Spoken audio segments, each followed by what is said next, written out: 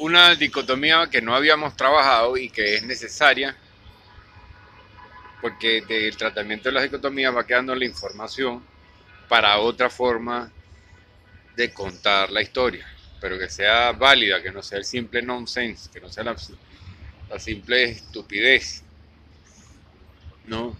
El simple erupción de carencias y necesidades en expresiones banales o surrealistas, meramente surrealistas. Movimiento que se puede entender como una manifestación quizá un poco malcriada de pequeña burguesía, salvo en los casos de genialidad expresiva, donde iba significando un cambio del modelo de vida. O sea, si no cambia el modelo de vida no es arte, es decoración. Y la decoración no es que esté mal, simplemente que permanece adecuada a un establishment, no lo está, que es lo que hace la decoración, pues. Si pasa un cierto nivel, ya no es decoración, ya está invadiendo, cambiando el modelo de vida. Y el por qué otra forma de contar la historia es necesaria, porque, bueno, precisamente por lo que puede colegirse del análisis de esa otra dicotomía que queremos trabajar hoy, que es precisamente el problema de Dios, si Dios existe o no existe, que también genera dicotomía, tendencia, antinomia. ¿Ves? O sea que a los que dicen que no creen en Dios, que si Dios sí existe, tienen toda su argumentación, unas pueden ser más o menos inteligentes, tienen en contra la cantidad de muertes, guerras y cosas que suceden igual siendo amor, siendo Dios todo amor y siendo el creador de todo. Entonces es complicado, ¿no? Que estas personas resuelvan eso. Y en cuanto a los ateos, pues es muy difícil que los ateos resuelvan el hecho de que nosotros no somos autocreados.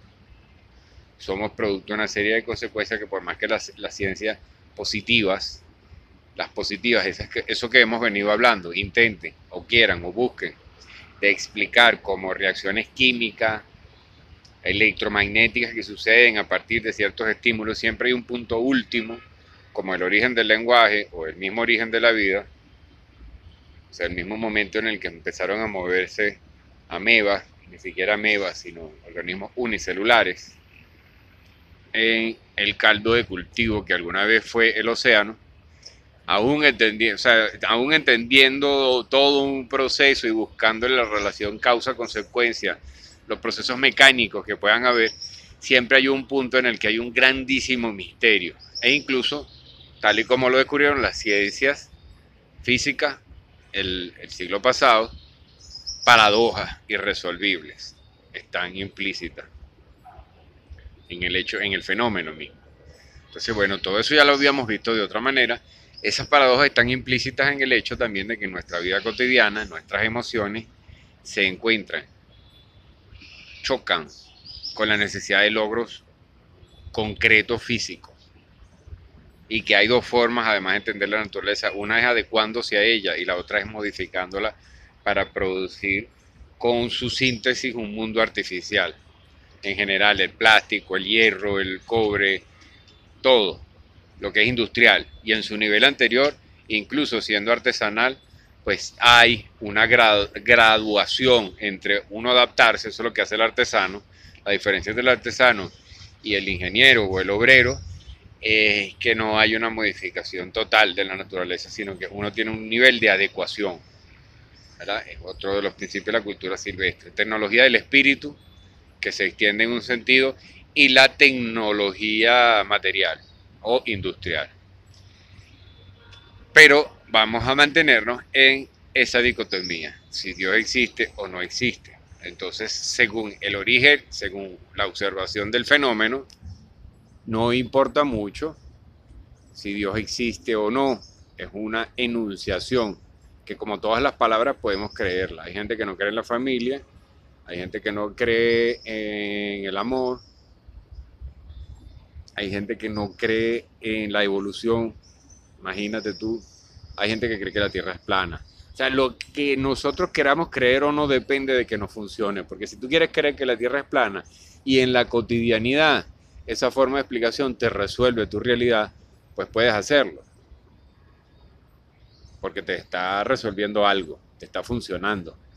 El problema es cuando, bueno, en algún momento, pues que es mal o no, a lo mejor siempre te las ingenias y lleva al extremo. Hay luego una responsabilidad moral o ética con lo que puedas estar enseñando a otros si tienes capacidad de convocatoria, ¿verdad? En tu relación y tus métodos para comprobar el conocimiento. Eso ya es otra cosa. Pero si quieres creer en Dios o no, es un asunto de decisión personal. Pudiéramos decir que de libre albedrío. Un elemento del libre albedrío que es inevitable e indiscutible. De hecho, siempre es muy sospechoso todo marxista que quiera discutir, todo marxista o anarquista o revisionista o toda propuesta que quiera discutir el sentido común y el libre albedrío, pues se mete en un gran problema, ya que a final de cuentas son descubrimientos más que invenciones filosóficas. Descubrimientos de la sociedad y la cultura urbana, tal y como yo los veo, de lo que nos ha dejado de bueno, de inevitable, como consecuencia indiscutible, la cultura lineal, positivista, industrial y moderna.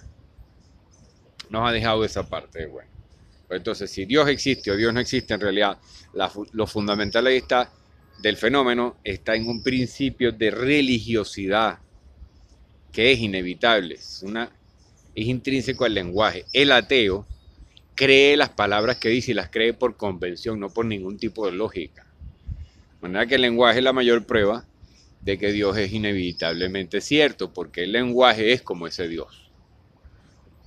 Vi en un post por ahí que hay unos indígenas que llaman Dios al mensaje, que para ellos eso es Dios, que está asociado con el mensaje que se dice, o sea, con el lenguaje. En algunas culturas autóctonas, el lenguaje en sí mismo es Dios, porque es Él la manifestación de lo simbólico que cohesiona, de lo simbólico que nos agrupa. Eso es el lenguaje hablado. Pero resulta que en la cultura silvestre nosotros, que es una propuesta que tenemos, nosotros contemplamos el hecho de que el lenguaje trasciende a la palabra articulada abstracta fonética o sinogramática, cualquiera de las dos. Trasciende a eso. Sabemos quién es alguien por su caminar, por su manera de ser, por sus conductas, y asumimos una relación con ese espectro significativo, con ese espectro semiótico que es toda una persona. Eso genera formas incluso complejas de relación, pero interesantes y a veces más rápidas, a veces efectivas. O sea, que funciona, que relaciona, que transmite, que dice, y se captan los mensajes. Entonces el baile es un lenguaje. La persona que practica boxeo o artes marciales tiene una actitud que es un lenguaje. Hay en las tonalidades de lo que se dice un lenguaje. Si yo tengo lentes o si no lo tengo, hay un lenguaje. Y se va comunicando un mensaje cada vez más completo. Los actores hacen eso, lamentablemente, bueno, sumados a la industria, solo actúan determinada clase de guiones. Pero en realidad se hace mucho cine muy diverso en el mundo. Yo no creo que haya ninguno Anunnaki ni seres poderosos controlando el cine. El cine es libre. La música sí la cercenaron bastante. Pero el cine es altamente libre de hacer cualquier cosa. Y hay que analizar ahí muchos elementos también para determinar o clasificar tipos de películas y tendencias que mucha gente cree que son muy liberadoras y muy de izquierda, en realidad son más que todo una lectura pequeño burguesa o de clase media, un prejuicio pequeño burgués o de clase medio de las necesidades de aquel. Y si hay una cosa a veces acomplejante y destructiva para muchos espacios es ser considerado popular o pobre. Y a la clase media le conviene mucho eso porque viven de ello. Difícil, ¿no? La cosa, pero es así. Supongo que por eso estos videos casi nadie los ve. Pero la gente que los ve creo que aprende mucho. Y yo voy aprendiendo mientras lo digo y de lo que me comentan. ¿Ves? Entonces tenemos que hay un principio de religiosidad. Es decir, una noción de esperanza que está ligada a la intuición en fenomenología. Eso no te lo va a decir Zizek, esto no te lo va a decir Darío Zeta, esto no te lo dice ningún filósofo. Es tan elemental como eso, irse al origen del fenómeno. Y eso es un ejercicio, una técnica, además es sabroso y pueden salir hasta películas y poemas y cualquier otro formato que no sea este, o que también sea este, pero mejor hecho. Siento que en la cultura silvestre debes hacerlo, no supone que yo sea ningún líder de nada. ¿Crees que se hace mejor? Hazlo mejor. Yo lo que tengo es la pauta de investigación de algunos años, según la cual hay un principio de religiosidad que está ligado a la esperanza y está ligado directamente a la intuición, con lo cual llega a un campo que puede ser entendido técnicamente, de manera que los dioses, la mayoría nombran algo de una forma que debes respetar para entenderla, no puedes analizarla con estructuralismo, con formalismo, no lo vas a entender así, es la forma como se nombra. Esos lenguajes son los dioses en sí mismos que transmiten un mensaje y ese mensaje es la noción profunda y divina de una técnica para entender la intuición, para entender sensaciones que no pueden ser comprobables porque son a futuro, porque vienen de lo que vamos relacionando, de lo que vamos intuyendo, de lo que se asocia y genera una noción que puede ser estudiable y practicable y mejorable, y seguramente en muchos tiempos donde no había escritura, habían grandes intuidores, eidético, algo así es que se llama esa vaina de fenomenología, eidético, pero lo cierto es que el nombre que es acomplejante y torpe porque no es necesario, ¿no? Es una escuela académica, no es necesario, somos una intuición, tenemos en gran medida una intuición y si la practicamos, lo comprobable queda severamente afectado en nuestra cotidianidad. Así que hay un atentado de esos cuatro poderes, de esos cuatro asuntos lineales, el pensamiento lineal, el moderno, el industrial y el positivista, no quieren a la intuición. Ahí es donde está el enfrentamiento y esa es realmente la paradoja. Y sin embargo le debemos a ese sistema muchas cosas. Pero nuestra intuición es la única que puede hacernos ahorita otro modelo y otra forma de cambiar la historia. Porque no nos va a llegar por una receta por internet o por unas cuenticas que tú saques. Puede ayudar mucho Mandelbrot y la aritmética, sí, sin lugar a dudas, eso sí. Y el álgebra, la epistemología, y hacia allá, hacia donde pues debemos ir. Si no fuera tan aburrido. Pero ya lo lograremos. Y veremos si en la película logramos sintetizar todo esto, dicho de otra manera. Ese es el gran reto para el cual ya nos falta poco, pues, pero necesitamos tu colaboración. Ahí veremos. Por lo pronto, que quede claro que la religiosidad es una propiedad ligada a la intuición, o sea, no la puedes negar.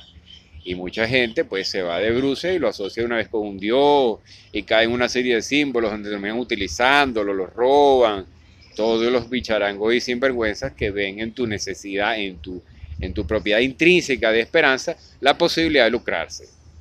Ojo con eso, pero no te tengas ni temor ni vergüenza ni de tu intuición ni de tu necesidad de religiosidad o de la forma como la estés practicando. Ten cuidado con los detalles axiológicos, que ya, bueno, tocará explicar mejor qué es eso, pero no es más que el sistema de valores con el que te puedas estar metiendo con tu religiosidad. Hasta ahí.